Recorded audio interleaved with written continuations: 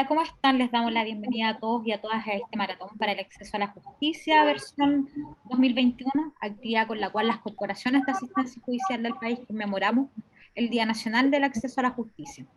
Les recordamos que estamos transmitiendo de manera simultánea en las páginas de Facebook de CASTA, CASVAL, CASMetro y CASBioBio. Este módulo, denominado Contribuyamos para un Mundo Inclusivo, participan profesionales de las 4 corporaciones de asistencia judicial del país. Es importante hacer presente aquello de cómo contribuimos para un mundo inclusivo. Siempre hemos hablado en distintas ocasiones de que las personas con discapacidad, en realidad, su mundo se vuelve un poco adverso cuando la sociedad le construye barreras, es decir, somos nosotros quienes construimos, ponemos constructos que impedimos su pleno desarrollo. Así que es importante que toda la comunidad podamos trabajar en aquello, en derribar estos estigmas y poder crear una sociedad muchísimo más inclusiva. Voy a pasar a presentarles a quienes nos acompañan hoy día. En primer lugar voy a presentar a Carola Pacheco Pifó, abogada ejecutora del convenio CAG-CENADI de la CAG-Metro. Hola Carola. También Francesca Andreani Muñoz, abogada ejecutora del convenio CAG-CENADI correspondiente CAG-VAL. María Teresa Jaez, abogada ejecutora del convenio CAG-CENADI correspondiente a CAG-BioBio, y quien les habla, Victoria Fuenzalía Muñoz, abogada ejecutora del convenio que mantiene la Corporación de Asistencia Judicial con CENADI de la región de Tarapacá. El objetivo de esta actividad es dar a conocer la importante labor que desarrolla la Corporación de Asistencia Judicial a nivel nacional. Este es un servicio público con profesionales que son destinados a nuestra comunidad de manera gratuita, con unidades especializadas, y que lo más importante de todo es que está comprometido con el acceso a la justicia de nuestra comunidad. También les voy a informar que pueden realizar consultas a través del chat que está disponible en cada página de Facebook de las que había nombrado anteriormente, CASTA, CASVAL, CASBioBio, CASMetro.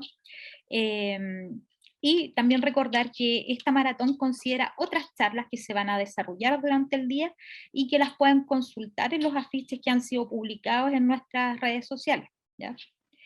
Tal como les señalaba hace unos minutos, este módulo se llama Contribuyamos para un Mundo Inclusivo. En ese sentido vamos a tocar varios temas de controversia, o más que de controversia, sino que de interés para nuestra comunidad, tanto para las personas con discapacidad o para quienes simplemente quieran trabajar por una sociedad más inclusiva.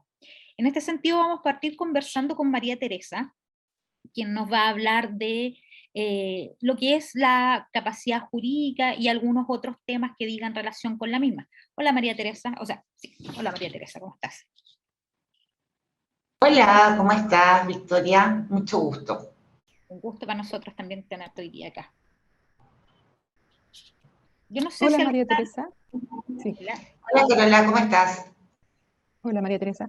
En cuanto a la capacidad jurídica, ¿qué se entiende por capacidad jurídica? Bueno, ahí hay que distinguir lo que se entiende valga la redundancia, jurídicamente. En nuestro país, la capacidad jurídica está definida en el artículo 1445 del Código Civil y señala que para que una persona se pueda obligar a otra por un acto o declaración de voluntad, es necesario, entre otros requisitos, primero que sea legalmente capaz. Y la capacidad tiene que ver con la posibilidad de adquirir derechos o de ejercer obligaciones. Y uno puede ser, y la misma ley lo señala, legalmente, plenamente capaz o relativamente incapaz o incapaz. En cuanto a quienes son legalmente incapaces, podemos señalar que el mismo artículo 147 del Código Civil señala que son absolutamente incapaces los dementes, los impúberes y los sordos o sordomudos, señala la normativa, que no puedan darse a entender claramente. Ahí hay que hacer el alcance que este concepto que se utiliza en el Código Civil, que es de demencia, es abarcando todas las enfermedades y es un concepto absolutamente anacrónico al tiempo de hoy, pero es uno de los resabios que quedan de la normativa que no se han modificado, porque engloba dentro del concepto de demente, que no existe como enfermedad, a todos aquellos que tienen alguna discapacidad psiquiátrica o intelectual. También María se señala, Teresa, ¿sí? perdona, aprovecho de saludarte. Y a contrario, Censu, ¿quiénes serían legalmente capaces entonces en nuestra legislación? Son todos aquellos que no han sido declarados incapaces o que no están dentro de este grupo de mentes impúberes o sordos que no pueden darse a entender claramente. Por lo tanto, se podría entender que todo aquel que cumple 18 años, que es el requisito principal, es plenamente capaz, por regla general. A diferencia, sin que exista algún procedimiento intermedio, que lo vamos a conversar, que es el de la interdicción. Oye, También María, se puede decir... disculpa, ¿Sí? ¿Perdona? ¿existe en ese sentido, y teniendo en consideración que Chile está suscrito a la Convención Internacional de Derechos de las Personas con Discapacidad, ¿existe alguna definición, lo trata aquella normativa?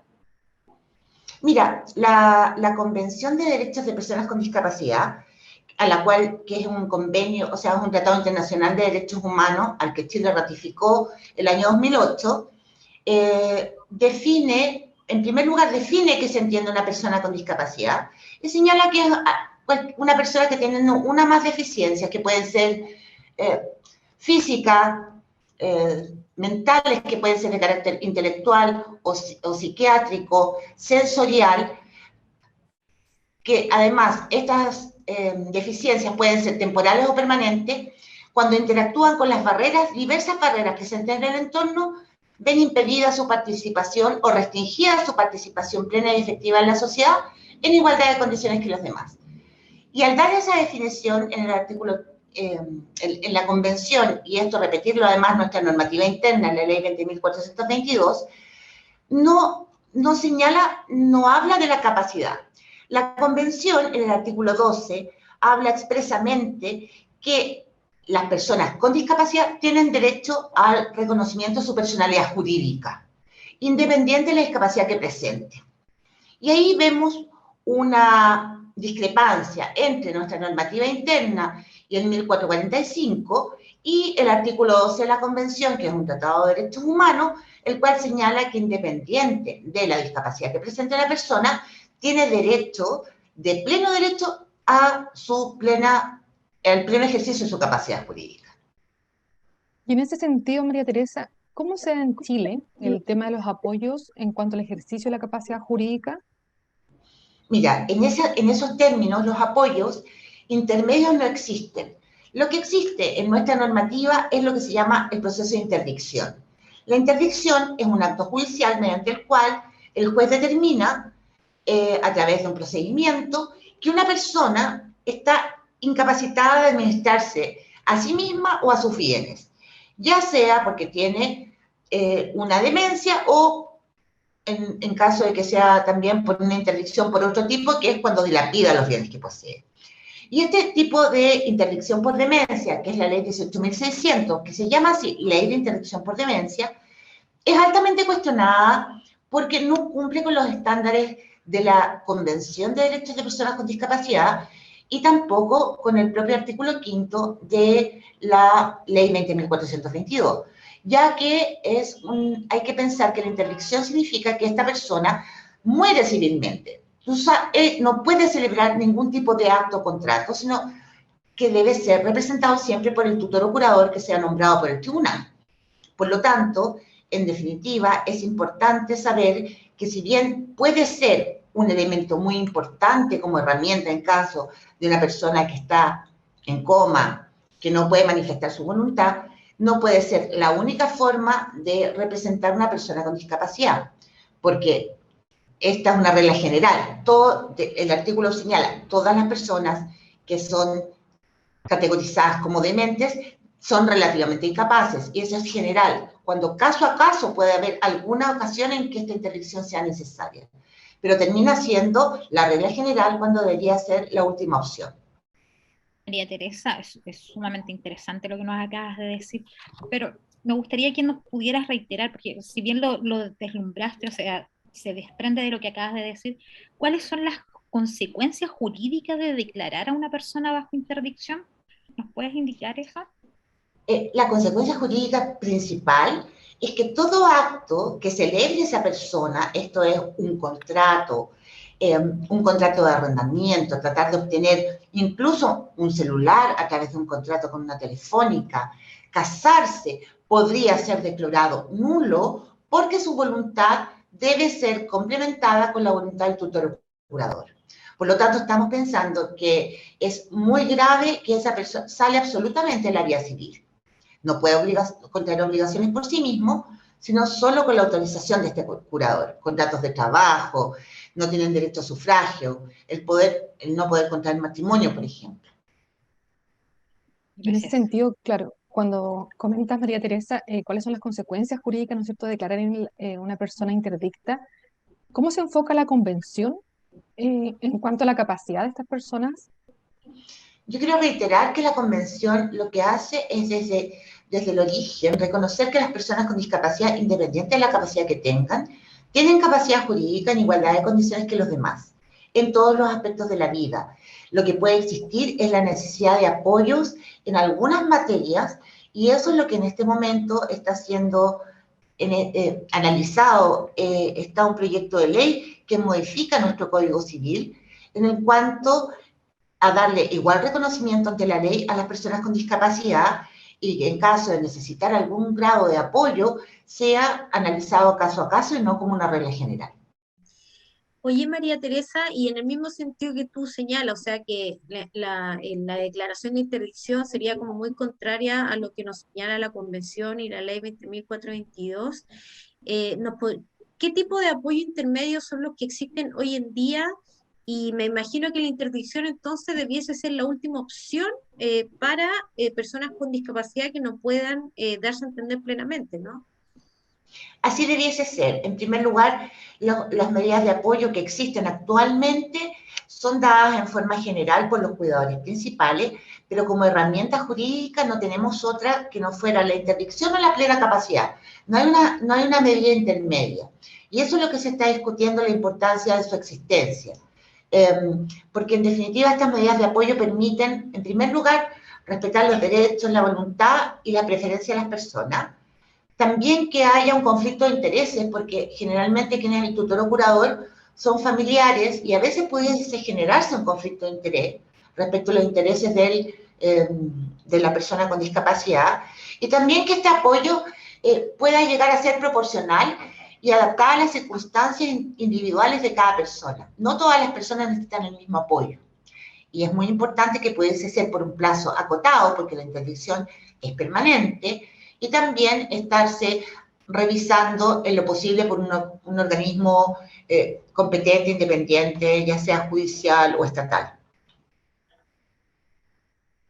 Muchas gracias, María Teresa, por las explicaciones y cómo nos vamos educando día a día de lo importante que es saber de que cuando hablan las personas de interdicción, la importancia y la relevancia que tiene ella.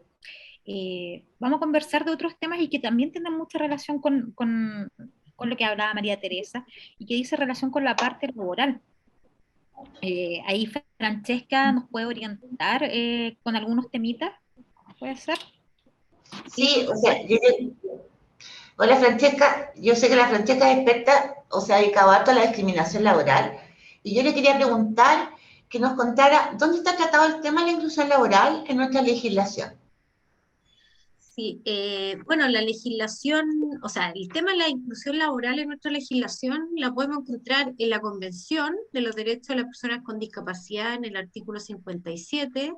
Podemos también encontrar la que está tratada en la Ley 20.422 y también en la Ley 21.015, ¿no es cierto? Que es la ley que incentiva la inclusión de personas con discapacidad en el mundo laboral. Y en cuanto a esta última ley, Francesca, ¿qué nos señala al respecto? Bueno, la ley 21.015 es una ley que en términos bastante generales establece una reserva de una cuota mínima de un 1% para las empresas que tengan contratadas 100 o más personas, así como también para organismos públicos que también dentro de su dotación anual de personas tengan contratadas más de 100, ¿ya? La ley 21.015 nos señala que no basta tan solo con tener contratada a la persona con discapacidad, sino que además esa persona con discapacidad debe contar con la credencial de discapacidad, es decir, estar inscrita en el Registro Nacional de la Discapacidad, o bien ser asignataria de cualquier pensión de invalidez, ¿ya? O sea, de alguna pensión de invalidez de cualquier régimen previsional, para efectos de poder contar el aporte.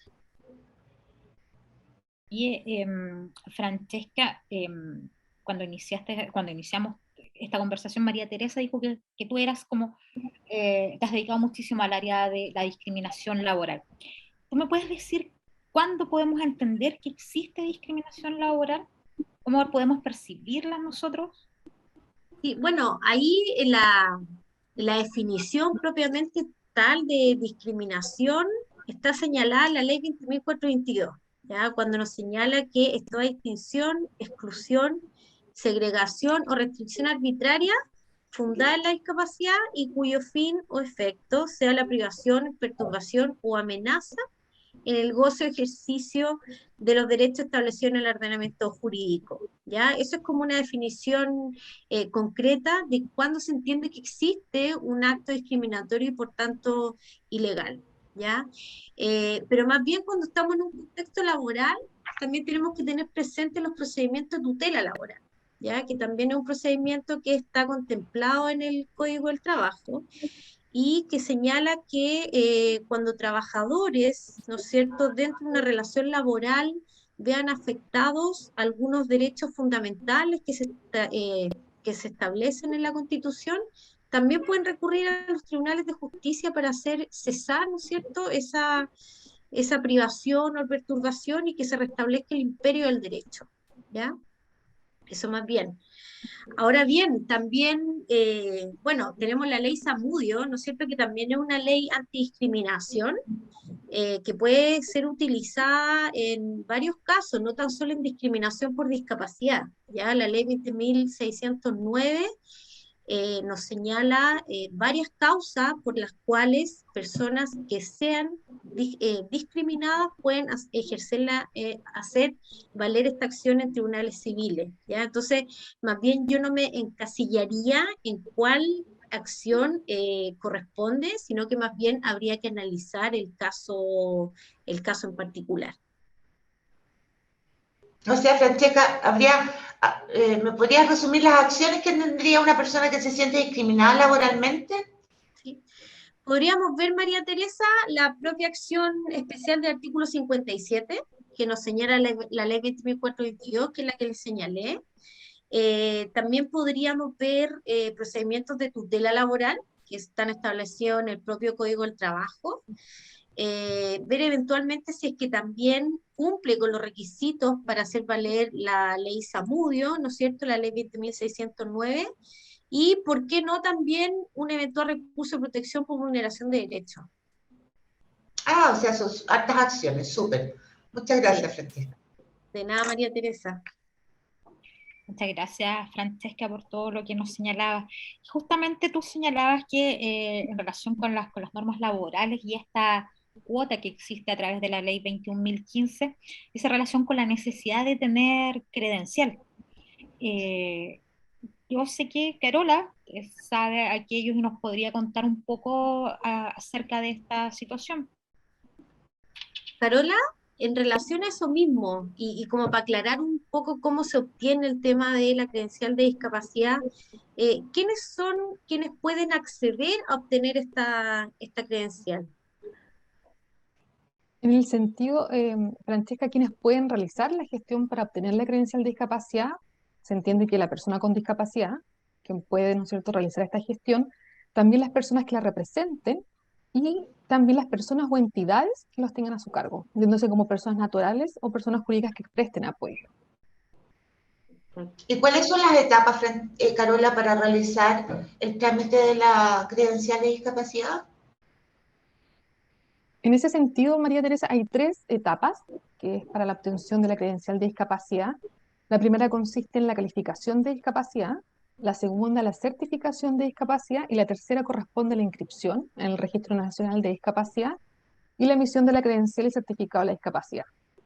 Voy a tratar sumeramente cada uno, porque en cuanto a la primera, que habíamos referido que era la calificación de la discapacidad, requiere en este caso la persona que realiza la solicitud presentar informes que son de carácter obligatorio. La solicitud se puede ingresar también en el sitio web de la página del COMPIN o de forma presencial. Eso en cuanto a la primera etapa. La segunda, en cuanto a la certificación de la discapacidad, una vez que la información la recibe el COMPIN y certifica, ahí contempla el porcentaje de discapacidad, el grado, la causa principal, por ejemplo, de discapacidad, la vigencia de esta certificación, la existencia o no de movilidad reducida. Y por último, cuando el COMPIN certifica la discapacidad, ¿no es cierto?, remite esta resolución al registro civil. Y es el registro civil quien la hace llegar a través de Correos de Chile, la credencial, en este sentido, al domicilio de la persona que solicitó. Ya. Y, Carola, ¿me puedes, nos puedes contar más o menos si tiene primero algún costo para quien la solicita y luego cuánto es el plazo entre que uno inicia el trámite y obtienes efectivamente tu credencial de discapacidad? En ese sentido, es importante también hacer mención de que la página del registro civil, www.registrocivil.cl, salen todos los pasos a seguir para obtener la credencial de discapacidad. También lo pueden encontrar en la página de cenadis.cl. La duración aproximada del trámite es de 25 días hábiles y esta gestión no tiene costo alguno para la persona. Oye, Carola, y siempre, bueno, a mucha gente consulta y dice, bueno, ¿qué gano yo con tener la credencial de discapacidad? O sea, ¿qué pasa si la saco? O sea, ¿qué beneficio tengo? ¿Existe algún beneficio por el hecho de estar inscrito en el Registro Nacional de la Discapacidad? De hecho, muchas personas en Magallanes consultan si es beneficioso o no obtener esta credencial. Y primero la postulación a los fondos de Cenadis, ¿cierto? La importación también pueden ser de vehículos y de ayudas técnicas, que pueden ser del extranjero. En el caso de los municipios, por ejemplo, como las regiones de ustedes, pueden ofrecer también puestos de ferias libres a modo gratuito, estacionar sin cobro en lugares de urgencia, el derecho a ocupar estacionamientos exclusivos, eh, y la mayor ponderación también es importante en cuanto a las personas con discapacidad al momento de postular a viviendas. En este caso, los subsidios es mayor para este grupo vulnerable. Perfecto. Gracias, Carola. Gracias. Te doy gracias, Carola, porque efectivamente es un tema que yo creo que a todas las que estamos acá es muy consultado. ¿Cuáles son los beneficios que reporta estar inscrito en el Registro Nacional de Discapacidad y cómo se obtiene? Eh, Solamente complementar como un dato curioso, yo no sé si se han dado cuenta que efectivamente cuando se realiza censo en nuestra población no existe la pregunta de discapacidad, quién tiene discapacidad y todo eso. Y en ese sentido es sumamente importante incluirse en este registro nacional porque desde ahí nace también un poco el catastro que tiene el país y para poder generar políticas públicas de inclusión. De qué tipo de discapacidad tenemos en nuestro país, cuáles son los mayores porcentajes, si son físicas, intelectuales. Por lo tanto, es sumamente importante que toda la comunidad que tiene algún tipo de discapacidad se la acredite, ya sea o no para obtener beneficios o sino para ayudar al resto de las personas teniendo este catastro, las autoridades que correspondan para la realización de legislación que corresponda en aquellas materias. ¿Ya? Yo también les traía... Victoria, perdona que te interrumpa, también es súper importante el tema de la credencial respecto a que es privada, es una información que solamente puede ser entregada por la persona que tiene discapacidad si es que ella lo necesita o quiere entregar la credencial y mostrarla. Nadie puede ser obligado a mostrar su credencial. Entonces, eso también es una información privada, que si alguien la quiere mantener privada, también atendido el sesgo de discriminación que pudiera tener, la puede seguir manteniendo privada. Y complementando también lo que dice María Teresa, en el sentido de que así como también es privada, también es voluntaria. O sea, que no se piense que por el hecho de que yo me inscribo hoy en el Registro Nacional de la Discapacidad, significa que voy a tener que estar toda la vida. O sea, yo también puedo decidir cuándo entrar y cuándo salir. Y eso está establecido en el propio reglamento, ¿no es cierto?, que aprueba el Registro Nacional de la Discapacidad. Efectivamente, todas ustedes tienen muchísima razón y son datos que son sumamente importantes hacérselos llegar a nuestra comunidad, a quienes están viendo este módulo. Insisto, es obligación de nosotros educarnos para obtener una sociedad muchísimo más inclusiva. Eh, Antes que terminemos, yo también quisiera hablar algún tema considerado relevante en este sentido, que es los alimentos. Los alimentos que pueden solicitar las personas en general, pero particularmente que es lo que nos convoca hoy día, las personas con discapacidad. Victoria, y en ese sentido, yo creo que la primera pregunta, la más importante, ¿qué es el derecho al alimento? Claro, hay que partir por lo básico para señalar. ¿Cómo voy a pedir algo si no sé lo que es? Efectivamente. El derecho al alimento es un derecho que hoy día incluso ya tiene un nivel de eh, derecho humano. Parte solamente como un derecho legal de quien tiene la capacidad de pedirle a otro eh, alimentos, y alimentos no se considera solamente alimentos como la entrega material de comida, sino que también la entrega, porque así lo dice la legislación hoy, de enseñanza tanto básica como media, y alguna profesión u oficio que te habilite para poder subsistir hacia lo futuro. El derecho a alimentos entonces está consagrado en nuestra legislación en el Código Civil, y también lo que hace el código es establecer quiénes pueden pedir alimentos. Y en este sentido es importante tener en consideración que para yo poder pedir alimentos, en el sentido, como lo hemos señalado anteriormente, yo debo tener un vínculo legal con la persona a quien yo le estoy solicitando. Puedo ser hija, puedo ser padre, porque los padres también están en capacidad de poder pedir alimentos a sus hijos ya mayores de edad, pero siempre tiene que haber esta existencia del vínculo jurídico entre ellos. ¿Ya? Victoria, y como aclarando un poco lo que acaba de decir, o sea, derechamente, ¿quiénes pueden solicitarlos A ver, según la normativa? ahí el artículo 321 del Código Civil nos hace como un decálogo de quiénes son los que pueden solicitar, y establece que los cónyuges entre ellos, por cierto, descendientes, los ascendientes, a quienes han entregado donaciones, pero aquí lo importante es llevarlo al punto de los descendientes y ascendientes, es decir, los hijos respecto de sus padres, o incluso padres, adultos mayores con algún tipo de discapacidad, eh, puedan solicitarlo de sus hijos. Es ahí donde yo quiero llegar, que llegar a la comunidad el sentido de que una persona con discapacidad puede pedir, independiente de la edad que tenga, puede pedir alimentos respecto de sus padres. Me explico. Por ejemplo, puede pasar una persona que tenga 33 años, 35, y necesite todavía ese apoyo económico respecto a sus padres. Ellos están en capacidad de solicitarlo, porque a ellos los ampara la parte de la normativa que indica que una persona con discapacidad puede pedir alimentos, y se entiende que es para toda la vida, ¿ya? Victoria, la consulta que recurrentemente me hacen los usuarios es algo que señalabas, y ¿cuál sería el tope de edad, en este caso, que tienen derecho para percibir alimentos las personas con discapacidad? Es que ahí hay que hacer una distinción, porque efectivamente la norma dice que tú puedes pedir, los alimentos están decretados para toda la vida mientras se mantengan las circunstancias que dieron origen a los mismos. Y ahí luego viene la ley y dice, bueno, si eres menor de edad hasta los 21 años, y establece como límite los 21 años. Si te encuentras estudiando, 28 años. Sin embargo, dice después las personas con discapacidad, y el tribunal o el juez dice, va a ponderar aquella situación. Efectivamente, tampoco es tan arbitrariamente que se va a solicitar pensión de alimentos por una persona que tenga discapacidad y el tribunal per se lo va a decretar. En ese sentido, la jurisprudencia, que hay muy poca, porque en realidad no sucede mucho en el país, que las personas pidan o mantengan esta solicitud de alimentos, porque básicamente pasa por desconocimiento. A mí en el último tiempo me ha tocado atender muchísimas personas que nacen las consultas a propósito de esta ley que salió de los 10%.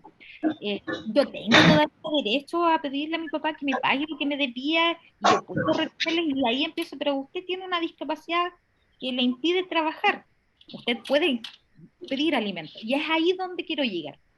No solo el hecho de que tú tengas discapacidad se te van a otorgar alimentos, sino que hoy día los tribunales han visto que esa discapacidad, porque nosotros estamos optando por una sociedad inclusiva, porque la persona sea autónoma, entonces yo no puedo decir cuando me conviene, no es que yo tengo discapacidad, por lo tanto me tienen que dar alimentos. Podemos hablar de una persona con discapacidad visual, física, pero que se desenvuelvan sumamente bien, que tienen su profesión, que tienen buenos trabajos, y en ese caso el tribunal no va a dar lugar a una pensión de alimentos, claramente porque ellos pueden mantenerse solos.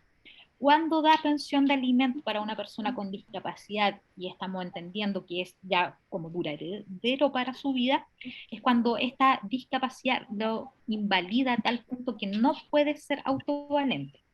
Particularmente pasa con personas que, por ejemplo, están postradas, y es imposible para ellos trabajar, o personas con alguna discapacidad psíquica o intelectual que no le permita desarrollarse con el entorno social. Por lo tanto, si no pueden salir tan básico como de su casa, es imposible que puedan desarrollar labores que le permitan generar ingresos autónomos, razón por la cual el tribunal va a estar obligado en establecer alimentos a favor de esa persona por lo que quede de su vida, o sea, por todo el tiempo que ella lo necesita.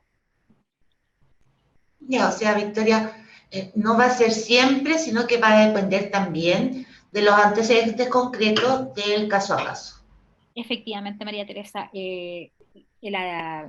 decretar alimentos por parte del tribunal, a diferencia de lo que pasa cuando eres menor de edad, que lo va a decretar en todo caso, cuando estamos hablando de personas mayores de edad, que a pesar de tener discapacidad, el tribunal va a ver caso a caso la necesidad efectiva de entregarles alimentos, porque, como decía anteriormente, puede pasar que, independiente de su discapacidad, puedan desenvolverse, pueden ser personas autónomas y generar ingresos de manera autónoma que le permiten solventarse económicamente sin el apoyo de terceras personas. Por lo tanto, el tribunal no va a dar lugar en ese caso a decretar alimentos. Y yendo también un poco al tema de la capacidad jurídica, ellos mismos, con los ajustes razonables, pueden ejercer su acción. Mira, me ha pasado en el último tiempo efectivamente que personas con discapacidad intelectual, sin necesidad de estar declarados interdictas, sin necesidad de mayor, sino que sea el apoyo que le pueda entregar su cuidador, ejerzan sus acciones de manera independiente. O sea, hoy día además la forma de tramitación es muy amigable para ellos, porque basta solo con que ellos puedan obtener su clave única y ellos pueden firmar sus demandas, sus solicitudes ante el tribunal. Por lo tanto, eso es absolutamente beneficioso para las personas con discapacidad, bueno, para la población en general, pero ha sido parte de lo que es ser inclusivo con el tema del acceso a la justicia, que a veces es tan mal utilizado, pero no, o sea, hemos ido avanzando. Nos falta muchísimo, pero vamos avanzando. O sea, facilita el acceso a la justicia y eso es muy importante. Por supuesto que sí, por supuesto que sí. Muchas gracias. Yo quisiera dejar hasta acá este módulo. Encuentro que hemos abarcado la mayoría de los temas que son sumamente necesarios para la comunidad, que son muy recurrentes en cuanto a las consultas que atendemos cada una en nuestras unidades, en las ciudades distintas, porque nos encontramos hoy día con colegas que desde Punta Arenas, entiendo, Carola, pasando Biobío, Francesca en Valparaíso, quien les habla desde la zona norte. Entonces, sí tenemos cosas en común, que son la necesidad de educación, como lo he reiterado durante todo este módulo, y darle las gracias por haber participado, por habernos aportado con sus conocimientos, y espero podernos volver a encontrar otra vez. Así que nos despedimos todas, un gran saludo, que se encuentren muy bien. Muchas gracias, Victoria. Saludos a todas. Yo aquí desde la ciudad de Valdivia, la Perla del Sur. Chao.